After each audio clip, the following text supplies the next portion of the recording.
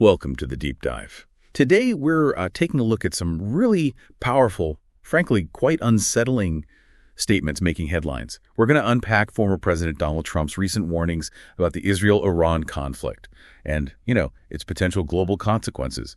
Our sources are his remarks from a rally down in Texas, which, well, they've definitely sparked a lot of debate. Absolutely. And our mission for you today is really to distill what was said, get a handle on the immediate context things are escalating quickly there, and explore the wider implications of what these warnings might mean for global stability and maybe most importantly, Okay, so let's get into it. The former president, he issued this really stark warning. He said, and this is a direct quote, "We are closer to World War III than anyone wants to admit."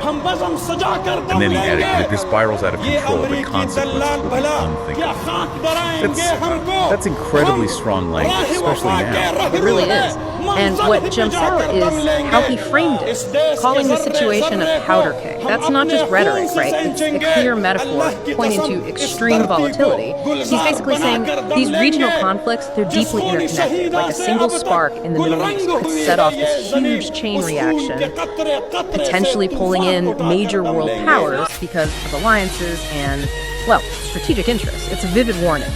Don't underestimate the ripple effects. Right, and beyond just the warning, he was also quite critical of the current administration, accused them of being, I think the words were, weak, reactive, and late on global threats. He even claimed, under my watch, Iran would have never dared to push this far. So what kind of alternative approach was he hinting at there? What's the policy difference? Well, fundamentally, he's implying a foreign policy that is built more on preemptive strength, clear deterrence. His criticism suggests he believes that a perceived lack of decisive action is what हम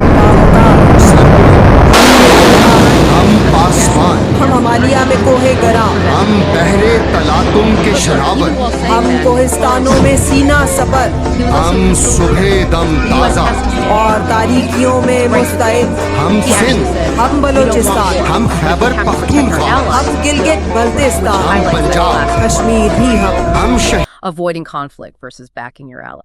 Yeah, that's a difficult line to walk. Before we look at the wider global picture, maybe we should just quickly touch on the immediate context. What's actually happening between Israel and Iran right now that makes these warnings feel so relevant? Good point. We're seeing definitely heightened proxy fights. Think Syria, Iraq, lots of tit-for-tat exchanges between Iranian-backed groups and Israeli forces. There's also the ongoing sort of shadow war at sea, cyber attacks, that kind of thing. But what's really up the ante recently are more direct attacks. Missiles, drones from proxies hitting Israeli targets, and crucially, Israel hitting back hard deep inside Syria, targeting Iranian personnel and infrastructure. It's that shift from just proxy fighting to more direct exchanges that really makes that powder keg analogy resonate. Okay, so it's moved beyond just maneuvering. Exactly. And that leads us straight to those potential global consequences you mentioned. Trump wasn't just talking regionally. He warned about big ripple effects. Things like economic shocks, oil prices spiking, maybe refugee crises, even major powers like Russia and China get involved. Things really go south. How do those pieces connect? Yeah, they really compound each other. Oil prices. A surge isn't just about paying more at the pump, right? It can kick off inflation globally, hitting economies far away that depend on oil. That creates then a major refugee crisis. That puts immense strain on neighboring countries, on Europe, potentially sparking political issues. And Russia and China getting involved, that's not just theoretical. They have real strategic interests. Russia's ties to Syria and Iran, China's energy needs, its Belt and Road project running through the region. If they step in, a regional conflict suddenly becomes a global geopolitical crisis. A whole different ballgame. Which brings up his underlying philosophy. He finished by pushing for peace through strength. Said it's, quote, not just a phrase, it's the only way forward. Really? Now that's a familiar idea, but maybe for our listeners, what's the background? Why is that approach seen as either effective or maybe even controversial, especially in the Middle East context right now? Sure. Peace through strength, it's a doctrine you associate with figures like Teddy Roosevelt, Reagan. The basic idea is that military readiness and a clear, strong stance are the best ways to deter aggression. The thinking is that projecting power... हम हिमालय में कोहे गरां हम बहरे तलातुम के शराबत हम कोहिस्तानों में सीना सपर हम सुबह दम ताजा और तारीकियों में मुस्तैद हम सिंध हम बलोचिस्तान हम खैबर पख्तूनख्वा हम गिलगित बल्तिस्तान हम पंजाब कश्मीर भी हम Yeah, what's really fascinating here and maybe critical to grasp is how these warnings, while they seem to urge caution, also contain this very firm commitment to supporting allies.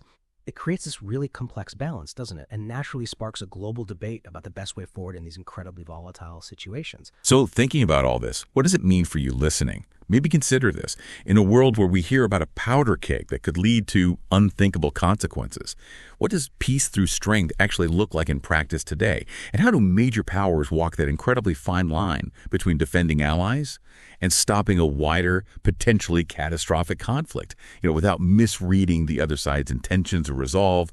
Something to think about. Thank you for joining us on this deep dive.